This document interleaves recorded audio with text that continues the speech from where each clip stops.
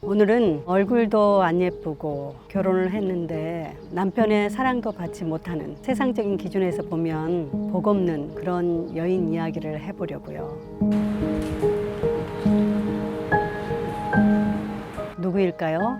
바로 레아입니다. 레아는 나이 들어서 결혼해야 되는데 데려갈 남자는 없고, 그래서 부모님이 여동생 라헬이 결혼할 때 억지로 결혼한 여자거든요.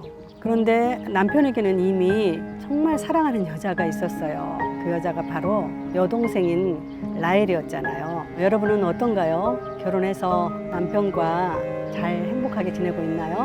남편이 많이 사랑해주고 있나요?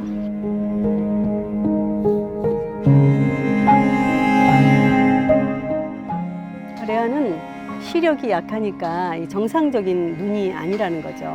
동생 라헬은 굉장히 얼굴이 예쁜 그런 여자로 나오는데 레아는 얼굴이 예쁘다는 표현이 없어요. 그런 면에서 보면 레아는 눈도 안 좋고 얼굴도 예쁘지 않은 아마 그런 여자로 나오거든요.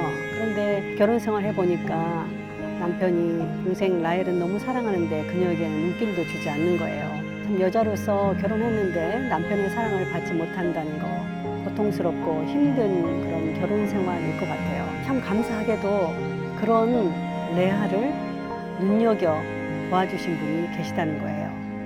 하나님의 시선이 레아에게 향합니다.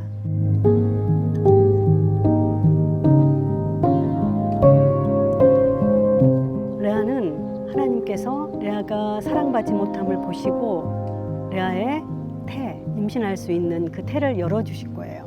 만약에 레아가 남편의 사랑도 받지 못하고 불임까지 갖게 된다면 정말 여자로서 최고의 어떤 고통에 받는 그런 여자의 모습이잖아요. 그런데 하나님께서 너무 힘든 그런 레아의 생활 가운데 그래도 태의 문을 열어주셔서 아이를 갖게 됩니다. 첫 번째 아이를 낳고 나서 레아가 어떤 고백을 하게 되죠?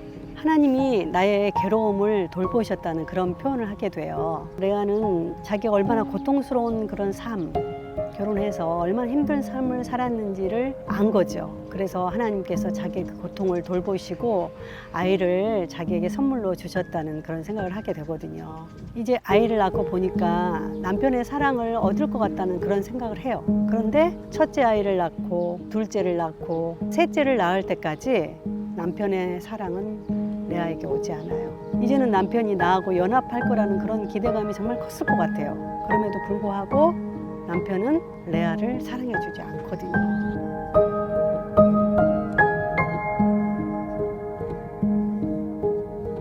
레아는 넷째 아들 유다를 낳고 그녀의 고백이 바뀌어요. 남편의 사랑을 구하는 것보다는 이제는 내가 하나님을 찬양한다는 그런 고백으로 바뀌거든요.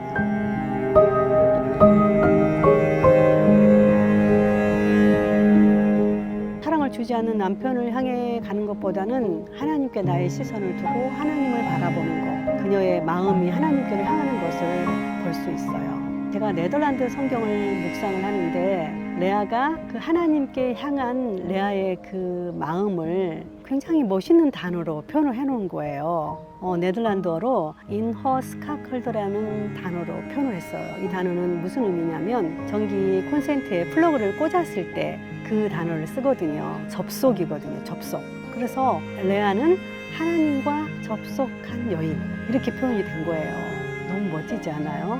사실 우리가 전기 제품을 쓸 때 이 콘센트에 꽂지 않으면 역할을 하지 못하잖아요. 어떤 그 전기 제품이 자기 역할을 하기 위해서는 그 반드시 플러그가 콘센트에 꽂아져 있어야 된다는 거죠. 레아가 하나님과 접속했을 때 남편의 사랑보다는 하나님과 연결됨으로 인해서 그녀는 삶에 새로운 큰 의미를 찾은 거죠.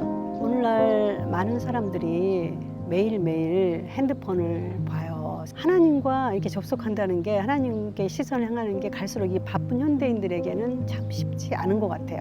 그런데 레아를 보세요. 세상적인 기준으로 보면 참 복없는 여자잖아요. 얼굴도 안 예쁘죠. 또 남편의 사랑도 받지 못하죠. 그런데 레아가 유다를 낳으면서 그녀의 고백이 하나님께로 향한 거잖아요. 레아가 낳은 아들이 유다가 어떤 아들이에요?